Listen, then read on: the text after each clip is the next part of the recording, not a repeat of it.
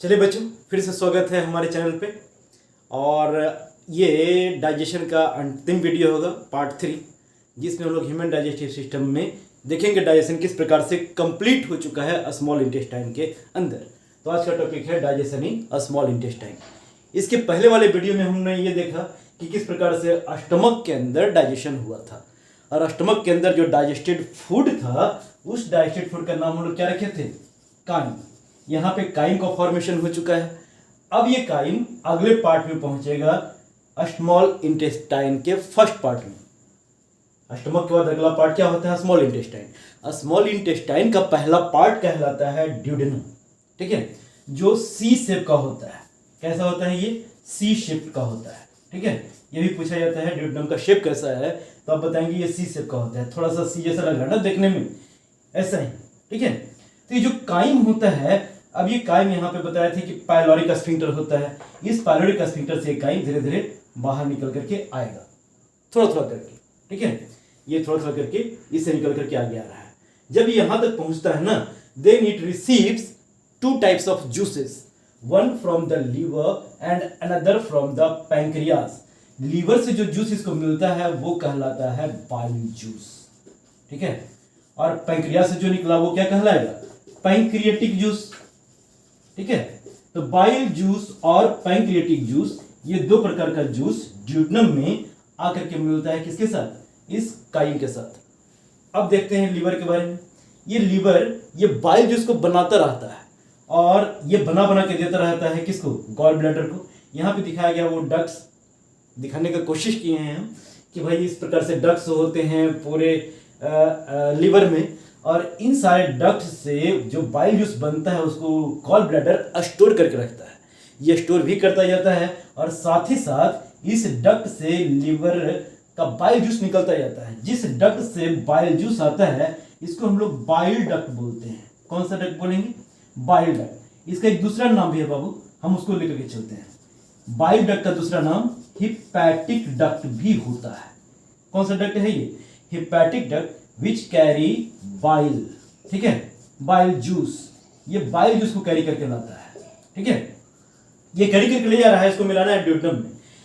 इसी रास्ते में पैंक्रियाज है, जो स्टमक के नीचे जो सी शेप का पोर्शन है ना, इसी के बीच में पैंक्रियाज पाया जाता है। It secrets pancreatic juice. Pancreatic juice यहाँ पे देखिए छोटा सा डक्ट है, इस डक्ट से आ रहा है। इस डक्ट का नाम रखे हैं पैंक्रियाटिक डक्ट, इस डक्ट का नाम रखे हम लोग हिपैटिक डक्ट या बाइल डक्ट। अब यहाँ पे देखिए छोटा सा पार्ट है, इधर से पैंक्रियाटिक डक्ट आया, इधर से हिपैटिक डक्ट आया। तो यहाँ पे जो एक कॉमन पार्ट हो जाता है ना, इस कॉमन पार्ट का नाम दोनों मिला करके रख दिया गया, ठीक है। इस कॉमन पार्ट का नाम है हिपैटो पैंक्रियाटिक डक्ट, ठीक है। Hepato pancreatic duct. Hepatic duct it carries bile, pancreatic duct it carries pancreatic juice. और हिपैटो पैंक्रियाटिक डक्ट ये इन दोनों जूस को एक साथ लेकर के ड्रेन करता है, पहुंचा देता है ड्यूडेनम तक। अब इस ड्यूडेनम में इस तरफ से आ रहा था काइम, और इस तरफ से आ रहा था ये दोनों जूस। इन दोनों का यहाँ पे होता है मिलन, ठीक है।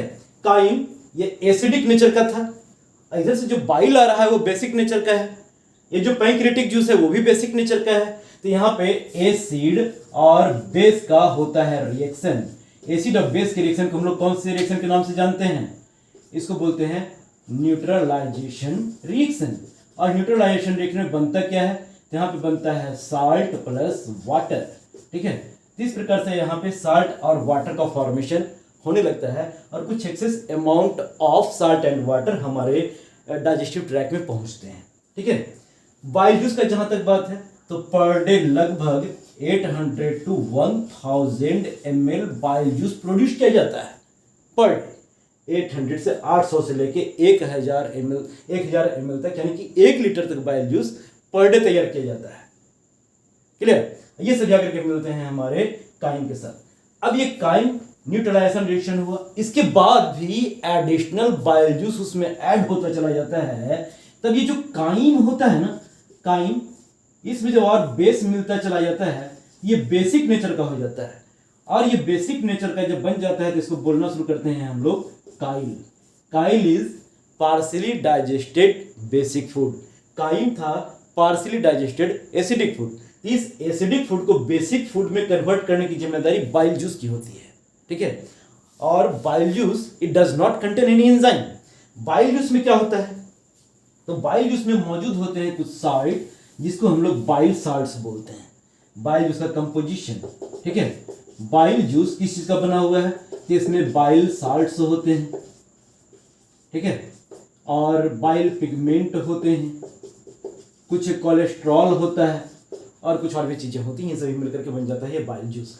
बाइल जूस का मेन काम होता है मीडियम को बेसिक बनाना और साथ ही साथ इमल्सिफिकेशन, ठीक है, इमल्सिफिकेशन ऑफ फैट। ये फैट को इमल्सिफाई कर रहा होता है। फैट को इमल्सिफाई करने का मतलब क्या हुआ, तो फैट के बड़े ड्रॉप्स को, इतना बड़ा ड्रॉप्स हुआ, इसके ऊपर अगर बाइल जूस आ जाए ये फैट को छोटे छोटे ड्रॉपलेट्स में कन्वर्ट कर देता है, ठीक है। इस प्रकार से बड़े ड्रॉप को छोटे छोटे ड्रॉपलेट्स में कन्वर्ट करने का प्रोसेस कहलाता है इमल्सिफिकेशन। और इमल्सिफिकेशन जरूरी क्यों है, ताकि लिपिड का या फैट का प्रॉपर डाइजेशन हो सके। ये क्वेश्चन पूछा जाता है बेटा कि बाइल जूस में कोई एंजाइम नहीं है फिर भी ये डाइजेशन के लिए क्यों जरूरी है, तो सबसे पहले ये मीडियम को बेसिक बनाता है ताकि आगे आने वाले एंजाइम्स जो पैंक्रियाटिक जूस में हैं, आगे आने वाले एंजाइम्स जो इंटेस्टाइनल जूस में हैं, वो अच्छे तरीके से एक्ट कर सकें, क्योंकि ये एंजाइम सिर्फ बेसिक मीडियम में ही एक्ट कर सकते हैं। और दूसरा इंपॉर्टेंट काम इमल्सिफिकेशन ऑफ फैट, ये फैट ड्रॉप्स को फैट ड्रॉपलेट्स में कर देता है कन्वर्ट। तो ये दो इंपॉर्टेंट काम हो जाते हैं बाइल जूस के, ठीक है। और ये दोनों काम होने के बाद अब ये फूड आगे बढ़ रहा होता है।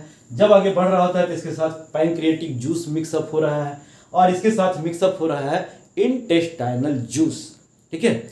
जहां तक लेंथ का बात है तो टोटल जो हमारा स्मॉल इंटेस्टाइन है ना, इस स्मॉल इंटेस्टाइन का टोटल लेंथ मालूम कितना होता है, ये होता है लगभग 6.35 मीटर। टोटल लेंथ होता है 6.35 मीटर, जिसको एप्रॉक्स हम लोग 6.5 मीटर ही बोल देते हैं, 6.5 मीटर के आसपास, ठीक है। अब ये टोटल 6.5 मीटर में लगभग क्या होता है, तो ड्यूटेनम का साइज होता है लगभग 25 सेंटीमीटर, जेजुनम होता है लगभग 2.5 मीटर और इलियम होता है लगभग 3.6 मीटर लंबा होता है। ये इस प्रकार से लगभग 6.35 मीटर या अप्रॉक्स 6.5 मीटर भी हम लोग बोल देते हैं, ठीक है। इतना लंबा होता है स्मॉल इंटेस्टाइन हम लोगों का, जिसमें डाइजेशन का प्रोसेस होता है कंप्लीट, ठीक है। कंप्लीट करने के लिए कौन कौन से जूस, कौन कौन से एंजाइम्स यहाँ पे आते हैं, तो इसमें एंजाइम्स आता है पैंक्रियाटिक जूस वाला। पैंक्रियाटिक जूस में कौन कौन से एंजाइम है, तो पैंक्रियाटिक जूस में लगभग हर प्रकार का एंजाइम मौजूद होता है। इसमें एमाइलेज है, इसमें प्रोटीएज है, इसमें लाइपेज है, इसमें न्यूक्लियेज है, तो हर प्रकार का एंजाइम इसमें मौजूद होता है, ठीक है। पैंक्रियाटिक जूस का कंपोजिशन क्या क्या होता है, तो पैंक्रियाटिक जूस में प्रोटीएज भी है, लाइपेज भी है, एमाइलेज भी है और न्यूक्लियस भी है। तो इन सारे प्रोटीएज, लाइपेज, एमाइलेज और न्यूक्लियस का पार्टिकुलर नाम भी आप लोग देख सकते हैं। यहाँ पे जो प्रोटीएज रिलीज होता है वो है ट्रिप्सिन और काइमोट्रिप्सिन, लेकिन ये इनएक्टिव फॉर्म में रिलीज होंगे।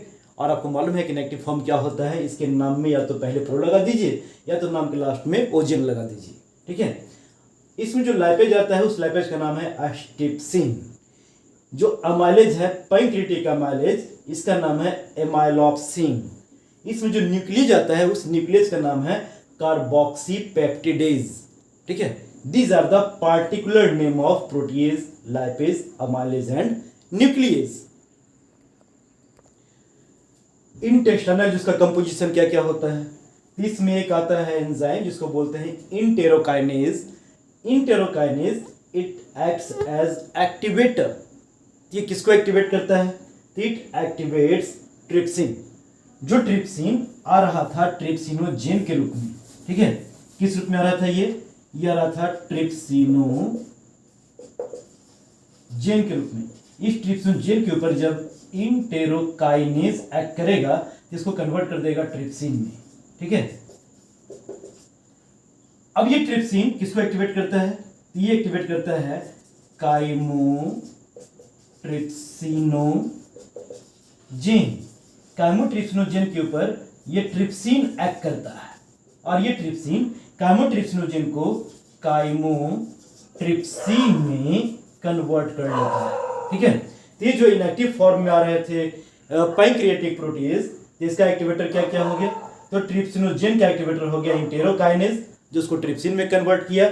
उसके बाद ये ट्रिप्सिन प्रोटीन को डाइजेस्ट करने के साथ साथ काइमोट्रिप्सिनोजेन को भी एक्टिवेट करता है और उसको कन्वर्ट करता है काइमोट्रिप्सिन में। इस प्रकार से प्रोटीएज जो है वो एक्टिवेट हो गए।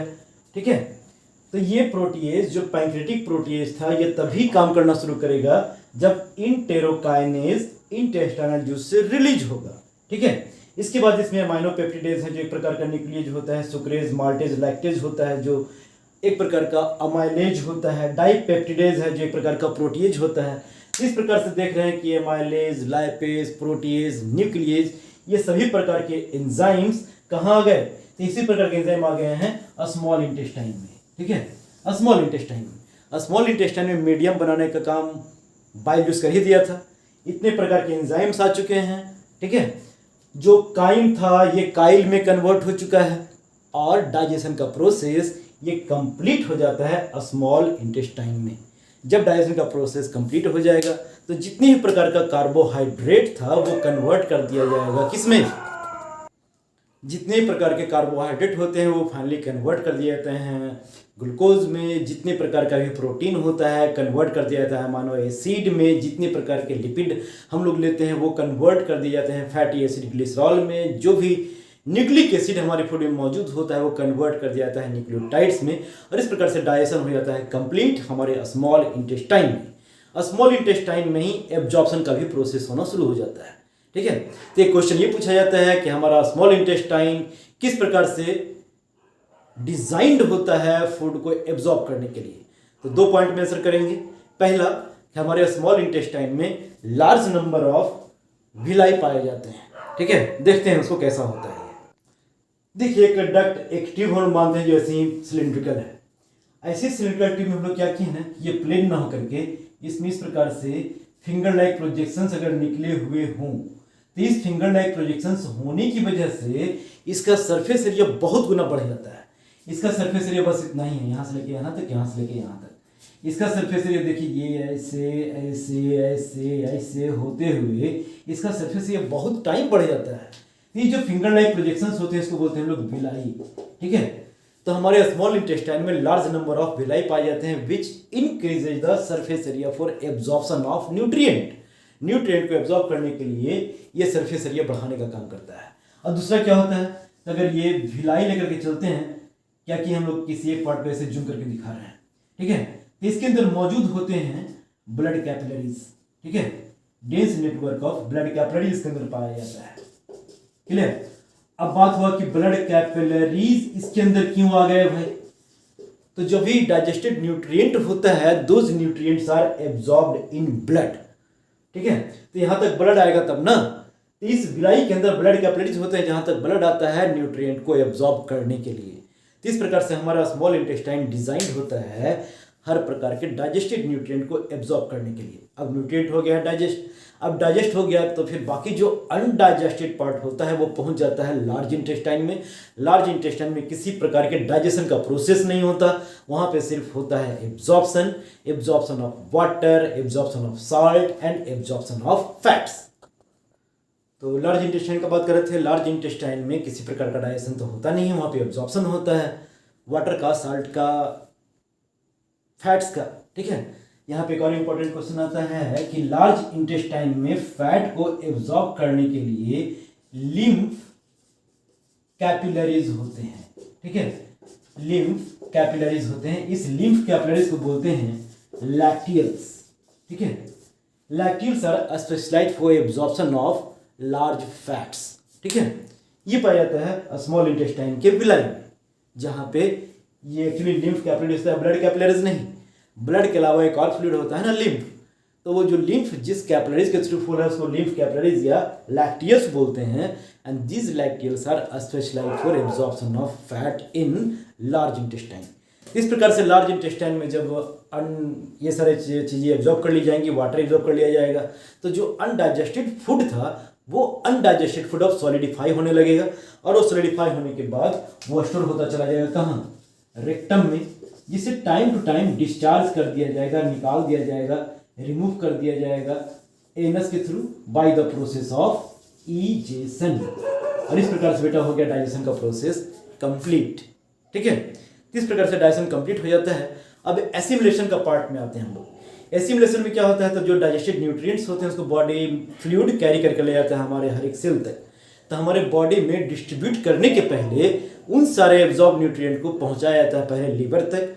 लीवर उन सारे न्यूट्रिएंट्स को पहले रीचेक करता है कि भाई सही सलामत चीज़ हमारे बॉडी में आया है या नहीं आया है, और रीचेक करने के बाद जब वो ओके कर देगा कि भैया सबको सही सलामत एब्जॉर्ब किए हो, तभी वो हमारे पूरे बॉडी में होता है डिस्ट्रीब्यूट और एसिमिलेशन का प्रोसेस होता है कंप्लीट। इस प्रकार से बाबू डाइजेशन इन ह्यूमन बीइंग और न्यूट्रिशन का जो चैप्टर होता है यहाँ पे हम लोग करेंगे फिनिश, और मिलेंगे अगले वीडियो में किसी दूसरे चैप्टर के साथ, होपफुली रेस्पिरेशन का प्रोसेस।